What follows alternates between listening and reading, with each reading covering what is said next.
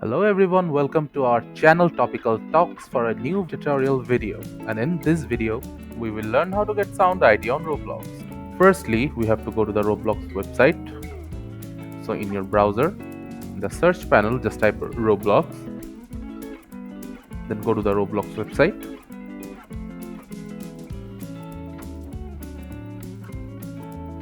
After that, go to the Create tab,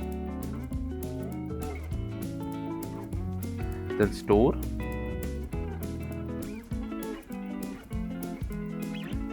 then go to the Audio section. From the audio section, you can choose any genre that you want your music to be.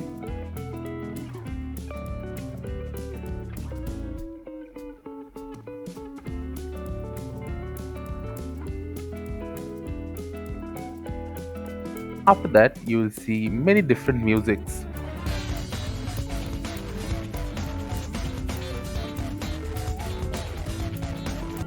In order to get the audio code of the music, just go to the music. Then in the URL section of the browser, you will see a code in between the URL. That is the sound ID. You can just copy it and use it anywhere you want. And that's it.